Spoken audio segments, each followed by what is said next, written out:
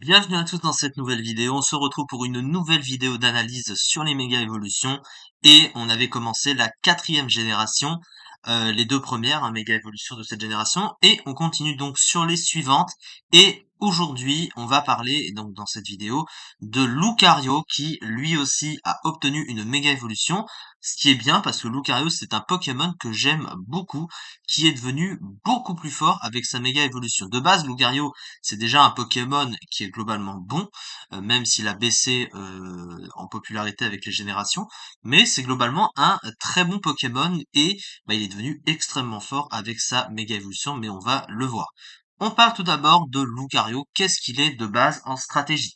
On commence donc par le type, il a un double type, combat et acier. Combat et acier, un type qu'on connaît également avec Cobaltium, par exemple. Il y a également l'autre forme de Zamazenta, plus tard en huitième génération. Alors, combat et acier, déjà défensivement, le type acier va, comme avec chaque type globalement, apporter beaucoup de résistance, parce que c'est le meilleur type défensif du jeu. Il apporte notamment une double résistance insecte, donc une double résistance à demi-tour, et une double résistance roche, donc il a une double résistance au piège de roc, avec un combo de 6 résistances plus immunité poison, ce qui est plutôt pas mal. Et à côté, il a trois faiblesses combat, feu et sol, qui sont les trois faiblesses classiques du type acier. Donc du coup, voilà, ce sont des faiblesses très gênantes parce que ce sont les plus courantes, parce que le type acier est le meilleur défensivement, évidemment. Et donc voilà, c'est des faiblesses qu'on voit assez classiques pour ça. Offensivement, combat et acier, ça fonctionne plutôt assez bien. Surtout qu'il faut pas vraiment beaucoup de coverage globalement d'attaque de type de coverage pour couvrir un petit peu ce que le double type, enfin ce qui résiste, ce que les types qui résistent au double type, pardon. Mais globalement, c'est plutôt un bon type. Vous voyez qu'il n'est pas tant résisté que ça. Surtout que le type combat est super efficace sur le type acier, ce qui n'est pas le cas du type acier lui-même. Donc ça fait plutôt un bon combo, un très bon type offensif avec un bon type défensif. Voilà, c'est plutôt correct globalement. Et de toute façon, il a un peu tout ce qu'il veut en termes de coverage. On va le voir. Ces trois talents ensuite. Le premier talent, c'est Inner Focus ou Attention en français, qui immunise le Pokémon au flinch, ce qui globalement est pas incroyable. Son deuxième talent, c'est Cœur Noble, je crois, en français, qui booste son attaque d'un cran s'il prend une attaque de type Ténèbres. Bon, c'est situationnel, mais dans certains cas, ça peut fonctionner, ça dépend du set aussi que tu utilises. Son dernier talent, c'est Impassible, qui booste la vitesse d'un cran du Pokémon s'il se fait flinch. C'est un talent un peu moyen. Ensuite, au niveau de ses statistiques, alors sur le plan offensif, il a 110 en attaque, 115 en attaque spéciale, ce qui est plutôt correct pour un Pokémon offensif. Son bulk par contre, il est assez fragile, 70 de PV, 70 dans les défenses, donc pour un Pokémon offensif, c'est pas si mauvais que ça, mais ça reste pas non plus un bulk de ouf, c'est un bulk qui est assez moyen, c'est-à-dire que des attaques trop puissantes ou super efficaces le tueront, le one-shot sans trop de soucis. Et le problème chez Lucario, c'est plutôt sa vitesse. 90 de vitesse pour un Pokémon offensif, c'est moyen, très clairement, surtout que les speed tiers avec les générations ont beaucoup augmenté, et il y a de plus en plus de Pokémon plus rapides, et des Pokémon offensifs plus rapides que 90, il y en a pas mal, assez nombreux. Et du coup, les Scarfs aussi, de Pokémon défensifs, pas ou alors de Pokémon un peu plus lents, suffisent à le dépasser. Du coup, c'est assez moyen à ce niveau-là. Et du coup, on va maintenant s'intéresser au move pool de Lucario parce que c'est très important de parler du move pool de Lucario pour comprendre quels sont ses avantages, mais aussi quels sont indirectement ses défauts. Puisque Lucario, il est connu pour avoir un des move pools les plus what the fuck du jeu, les plus abusés du jeu. C'est un move pool où il y a de tout. C'est un peu la foire à la saucisse, c'est un peu à l'instar de Simiabraz ou de Brazegali ou d'autres Pokémon qui ont tellement de trucs dans leur move pool que tu dois choisir quoi jouer, le fameux syndrome du Force Slot syndrome justement, où en gros tu peux avoir que 4 attaques dans un set pour utiliser ton Pokémon, mais il a tellement de choses dans son move pool que tu voudrais en avoir plus que 4, et clairement il a un move pool à rallonge. Son move pool comporte énormément d'attaques offensives, autant physiques et spéciales. Il a énormément d'attaques de boost également. Il a même oui, il a trois priorités. Du coup, il a extrême vitesse, il a piste au point. Alors, il a pas Mach Punch, tu me diras, mais il a onde vide. Voilà, une priorité de type combat, mais spéciale. Et à côté, bon, il a vraiment plein d'options offensives. Sur le plan du boost, du coup, je disais, il a Dance Lame, Gonflette, Machination, Plénitude, donc il peut se booster sur le spécial et sur le physique. Il possède à côté plein de moves offensifs, hein, donc il a évidemment Météor Mage, donc point météore, Pisto Coin Stab, je l'ai dit, Lumino Canon sur le spécial. Ensuite, bon, il a Close Combat, Vampi Point, Explo Force, séisme, mâchouille, vibre obscur, coup croix, pied brûleur aussi, direct toxique, voilà, la liste est très très longue, éboulement, lame de roc. Bref, c'est un peu la foire à la saucisse ce Pokémon, il y en a un peu dans tous les sens. Il a un Moupoule, voilà, c'est un Moupoule de dieu.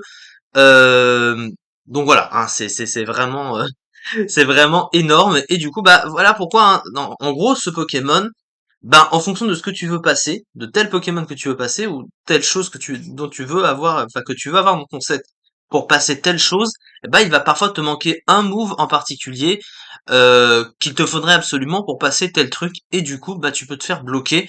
Donc, c'est pour ça qu'il a ce fameux Force Lock syndrome.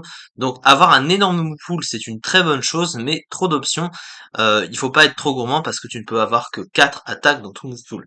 Mais du coup, si Lucario est de base est devenu, alors il était quand même très fort à ses débuts évidemment, là il est passé, enfin il était passé ici underuse, hein, il est que 60e de l'underuse d'ailleurs, à peine 3% du tiers, donc il n'était pas extrêmement joué non plus en underuse, même si c'est pas très très bas dans les tiers non plus, mais il était concurrencé par beaucoup de Pokémon, les Pokémon défensifs beaucoup de Pokémon défensifs pouvaient le gérer, des Pokémon offensifs plus rapides, plus bulky, plus avec des options très bonnes.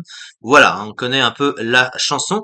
Mais du coup, la méga évolution, eh ben, ils ont carrément un peu abusé, hein, puisque la méga évolution de Lucario est une des plus fortes du jeu, puisque avec sa méga évolution, il est passé Uber, hein, le Pokémon. Alors, du coup, ben, Mega Lucario, ils lui ont filé le talent adaptabilité, hein, qui va tout simplement lui donner un double stab sur le type combat et sur le type acier. Donc voilà, hein, c'est clairement un des meilleurs talents du jeu qu'ils lui ont donné sur une méga évolution, tout en boostant les stats, hein. Il passe à 145 d'attaque, 140 d'attaque spéciale, un speed tier de 112, donc là il est plus rapide.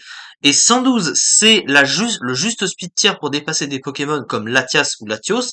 Donc ça dépasse les 110 de speed tier. 100 aussi, ça dépasse beaucoup de plus de Pokémon du coup. Donc vraiment c'est très très fort. À côté, il a un peu plus de défense aussi, 88 de défense, donc c'est un peu étrange d'avoir augmenté comme ça, puisqu'il a toujours 70 de SPDF, mais bon. Voilà, ils ont fait ça comme ça. Donc tu peux un peu tanker le physique, mais bon, ça reste un bulk qui est moyen, hein, globalement. Mais avec l'adaptabilité, son move pool, sa puissance offensive, le fait que bah il soit quand même très versatile, parce que du coup tu ne peux pas savoir si Mega Lucario va être joué physique ou spécial en fonction des sets que tu veux mettre. Et comme il tape pratiquement aussi fort des deux côtés, ben c'est vraiment très très fort. Tu ne sais pas à quoi tu peux t'attendre. Après, c'est pas un Pokémon très dur à tuer derrière. Mais si jamais il se setup ce Pokémon et qu'il tape avec son talent, sa puissance, il est extrêmement dangereux. Et il est même assez dangereux pour pouvoir one-shot Primo Groudon. Je crois qu'après une Dance Slam, il peut le one-shot, hein. Alors que Primo Grondon, c'est un des Pokémon les plus bulky du jeu sur le physique, hein. Donc rendez-vous compte quand même de ça. Donc vraiment, ils se sont vraiment pas cassé la tête, ils ont vraiment rendu le Pokémon complètement abusé avec ce talent et ses stats évidemment. Mais en Uber, ça reste pas non plus extraordinaire, hein. Il est pas non plus extrêmement joué, hein. Il a à peine 5% du tiers, mais il est quand même 31e. Il est pas loin d'autres Pokémon très très forts bien sûr, mais rendez-vous compte qu'on passe d'un Pokémon qui est 60e de l'Underused à 31e de l'Ober, donc voilà, hein, c'est quand même un peu ça l'idée. Lucario de base, qu'est-ce que c'est du coup? D'excellentes statistiques offensives, un double type très bon offensivement et défensivement, un large move pool, des PV et des défenses médiocres, une vitesse un peu juste pour le tiers, et méga Lucario, donc des statistiques offensives excellentes, une très bonne vitesse pour le beurre, très bon double type offensivement et défensivement, un très bon talent qui rend ses stabs d'autant plus puissants, un très bon move général avec accès à diverses priorités ou diverses attaques de boost par exemple, des statistiques en PV et défense plutôt mauvaises, faibles à des types courants en Uber, malgré son très bon double type défensif, une vitesse qui, bien que très bonne, est parfois un peu juste. Et du coup, voilà pour ce Pokémon. Donc là, c'est un Pokémon qui a bien profité de la méga évolution, comme on a pu le constater, et un Pokémon que j'apprécie beaucoup et que j'aime beaucoup jouer. C'est une des méga évolutions que je joue le plus, donc clairement très content. C'est ça en tout cas pour cette vidéo. On se retrouve pour les analyses suivantes, évidemment. Il nous reste encore des analyses sur sur les méga évolutions qui nous restent du coup à voir. J'ai du retard à ce niveau-là, hein, puisque du coup j'ai un peu décalé les choses mais on a pratiquement fini ça, donc je suis plutôt content pour ça aussi. Merci beaucoup du coup de m'avoir suivi pour cette vidéo, et on se dit à très vite pour la suite. Merci beaucoup.